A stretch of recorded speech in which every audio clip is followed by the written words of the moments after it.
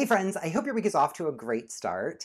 Today I'm going to be trying out Sohla's recipe for Cardamom-Pistachio Carrot Cake from the Basically Better Baking series. So I am a huge fan of just traditional carrot cakes, both with and without nuts. I love the taste, I love the texture, I love the cream cheese frosting, of course. This recipe kind of turns all of that on its head. So rather than the traditional cream cheese icing, we're making a homemade kind of caramelly glaze that uses carrot juice. Rather than the traditional walnuts or pecans, we've got toasted pistachios in here. And rather than the traditional oil, we're using brown butter. So it's a lot of different components, but it sounds like it could come together into a really, really tasty cake. So I'm really excited to try it out. So without any further ado, let's get right into it. The first thing we're going to do is brown up some butter. So here I've got 2 sticks of unsalted butter, and we're going to melt this down over medium heat until it starts foaming. So it's been 2 minutes, our butter is just starting to sputter and foam a bit. So now I'm going to add in 1 cup of raw unsalted pistachios. With the pistachios added, we're going to stir this frequently for about 5 minutes, and we're kind of doing 2 things at once here. So first, we're toasting the pistachios, and then second, we're browning our butter at the same time. So you'll notice that my mixture is getting quite foamy. That's part of the brown butter process. The downside to this foaming is that we're going to have reduced visibility in the pot here, so we're not going to be able to see the amount of color that the nuts are picking up. Once we're getting closer to that 5-minute mark, I'm going to start lifting the pistachios out just to check them and see, are they picking up the right amount of color? I don't want to burn anything. So this is definitely getting quite foamy. However, as you can see, the foam is like a pale yellow color. It's not really a brown like we're looking for. So as the butter browns, the foam will brown as well. So that can be a good visual indicator for us of kind of what's going on. So I am going to keep stirring this, but I'm going to check it every 10 to 20 seconds just to make sure that nothing's getting too carried away. All right, and I think this foam is looking nice and dark. The nuts are looking very toasty, so I'm going to go ahead and kill the heat. And at this point, we can go ahead and strain this pistachios out of the butter. So here I've got a small glass bowl fitted with a mesh sieve, and we're just going to go ahead and pour this into the sieve. You want to scrape all the toasty brown bits out of the bottom of your pan. That's great flavor, so don't leave anything behind. So these pistachios are beautifully toasted. The butter is nice and brown.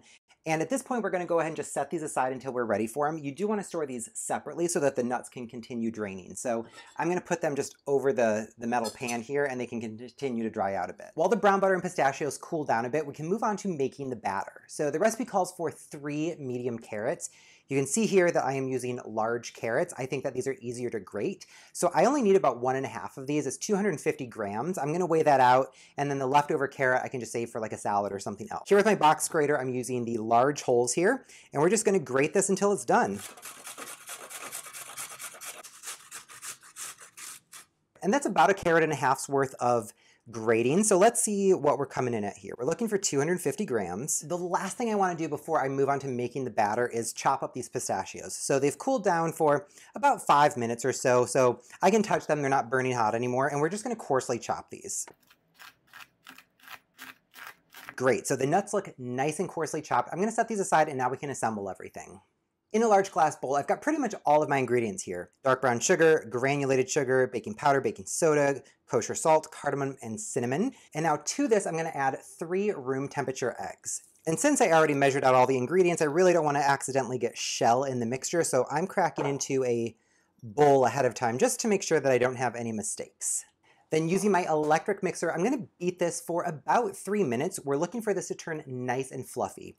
If you don't have an electric mixer, you could definitely do this in a stand mixer. If you don't have either of those, you could do this with a whisk. It'll be a pretty intense workout, but if you're quarantined and this is your workout for the day, maybe that's not so bad. So here we go. And I'm starting off on low speed just to start getting everything incorporated.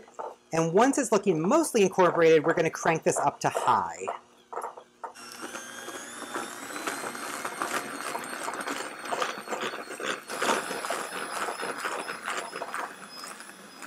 All right, so this has been exactly 3 minutes at high. You can see the texture here has really thickened up. It's definitely increased in volume. It looks a little bit fluffy. So now at this point, we can add in the brown butter. This has been at room temp for maybe 10 minutes, so it is still quite hot to the touch, but we are gonna go ahead and start streaming this in. As you can see, the color of this is nice and dark brown. In my past videos where I used brown butter, I got a couple comments about me not taking it quite far enough. So I am in the comments, I am listening to your feedback, so thank you so much for that. And now over medium to high speed, we're gonna gradually stream in the brown butter. The recipe notes that if you do this too quickly, you're not going to get a good emulsification.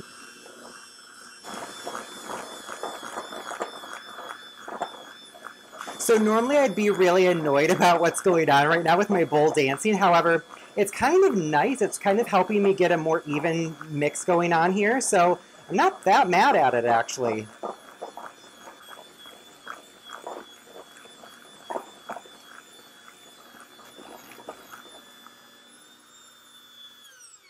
All right, cool. So this is our wet ingredient mixture. And now to this, we're going to go ahead and dump in our AP flour. So I'm dumping this all in at once. And now we're going to gently fold this in. So I'm doing big sweeping motions, under, over, turn the bowl, under, over. You really don't want to overwork this. Overworking the flour in the presence of all these liquids is what's going to give you a tough cake. So we're mixing this to get the dry streaks incorporated, and then we're stopping. Be really purposeful with your movements. Don't just kind of go in there and hang out in one spot. You want to get full coverage in the bowl. You want to be really deliberate about what you're doing here. The most mixing with the fewest number of strokes is what we're after. Do one more. And so I'd say I am like 90% mixed. I have a little bit of dryness in here, but we still need to mix in the carrots and the pistachios. So I don't want to get 100% here and then end up overworking. So I'm going to hit pause on this now, and now we can add in the other ingredients. So I'm dumping the carrots in, followed by our pistachios.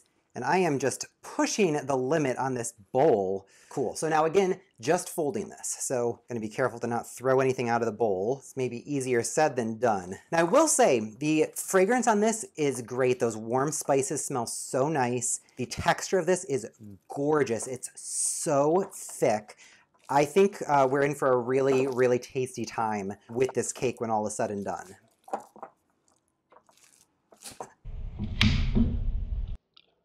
No way! Wow, thanks, Oxo. You know, life's just an adventure. Stuff happens, so we're just gonna deal with it. But regardless, I think we were pretty close anyhow. So yeah, I am liking this situation here. So I've got my 9-inch cake pan here lined with parchment paper and then a little bit of vegetable oil just to help us have a no-stick situation here. So we can go ahead and scrape this batter into the pan. This looks so good.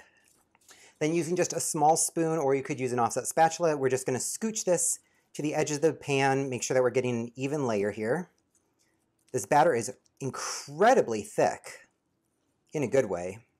Then the final step before we bake this is to spin the pan 360 like this. And supposedly this is helping push the cake to the edge and prevent us from getting a dome in the center. Cool. And I guess, you know, I might believe that this is working. It does seem like there's a little bit of a divot in the center now due to the spinning motion. So I've got my oven preheated to 350. We're going to pop this on the center rack, and we're baking for about 55 minutes. We're looking for a toothpick inserted into the center to come out cleanly. So this cake baked for exactly 50 minutes. A toothpick inserted into the center came out cleanly. So now at this point, we can let this cool down on a wire rack. While the cake finishes cooling, we can go ahead and prep the glaze. So in a medium saucepan, I've got some store-bought carrot juice. If you have a juicer and want to use fresh, that would be totally fine. Along with some heavy cream, granulated sugar, and a little kosher salt. We're going to cook this on high for 8 to 10 minutes without stirring. So the recipe notes that this is going to get quite foamy. It may look like it's going to overflow, but it won't. We're looking for the consistency of this to thicken up so that it looks like lava. As you can see, this is foaming up quite a bit. So I'm using a 2-quart, 2-liter saucepan, and my mixture is within about 1 inch of the rim of the pan. Had I sized down to a smaller pan due to the small amount of liquid, this probably would have overflowed. So it's been 10 minutes. The mixture looks like it's thickened up a bit. So I've got a plate that I've kept in the freezer. I'm going to do just a little spoon test here to see whether it holds a line. So when I run my finger through it, it should hold. And that actually looks good. So you can see the track mark looks good. Tastes good. So now that it's thick enough, I'm going to turn the heat off here. And I've got 2 tablespoons of unsalted butter. And now we can stir this. Perfect. So the butter is fully melted into the sauce at this point, and now we just need to let this cool for about 15 minutes. We're looking for this to thicken up enough to where it's going to kind of hug the cake and drip appropriately. If we poured this right now, it's too hot and loose that it would just run off and we won't get that nice, thick, glazy, dramatic drip look. So I'll be back in about 15 minutes once this is thickened up. So the cake has been cooling at room temperature for about 45 minutes at this point. So I'm going to run a dinner knife around the outside of the cake pan just to make sure we don't have anything sticking. Seems good. I'm taking a large plate and we're just going to flip this. I think we got a nice release.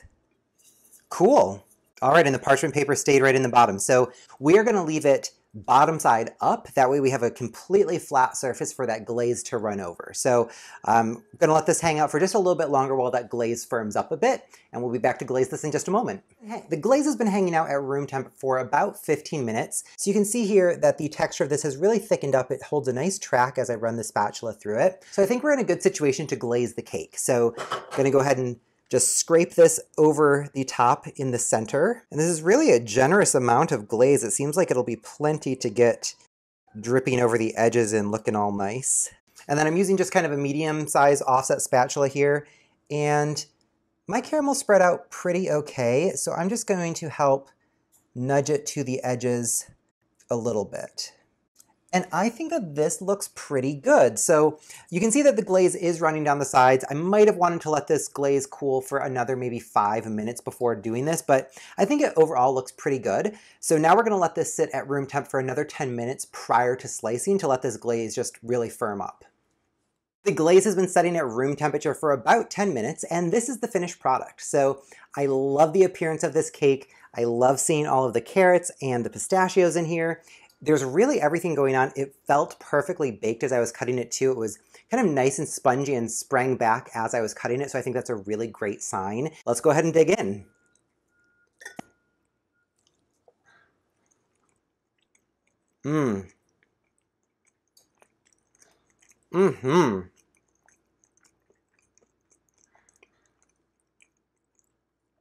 Wow.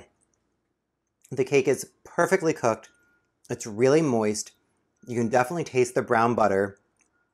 I wish I cut the pistachios a bit smaller. So the cake itself is not overly sweet, which I really like. Sometimes carrot cakes can be a little bit too like trying to overcompensate for the fact that there's a vegetable in the cake. However, this is perfect. I really appreciate what the glaze is bringing to this. So that little additional hit of sweetness is really kind of welcome. Normally, you know, with the cream cheese icing, that kind of overpowers the carrot cake, I think, which I do enjoy because I love cream cheese icing. However, this is very kind of like neutral and just perfectly sweet and really enhances the carrot flavor in the cake. So I really do enjoy that. So overall, super happy with this carrot cake. I really like the flavor and texture here. I don't even miss the cream cheese icing, which is saying a lot for me especially. So if you've got some time on your hands, which a lot of us do right now, and you've got access to all of these ingredients, by all means make this cake. It's really tasty, not too challenging. It's kind of a lot of steps, but you don't have to do it all at once. You can kind of break this up, and you do have breaks in between when you can work on other stuff. So really hope you enjoyed this week's video. If you did, please be sure to give me a big thumbs up and click subscribe. Thank you so much for watching. I'll see you next week.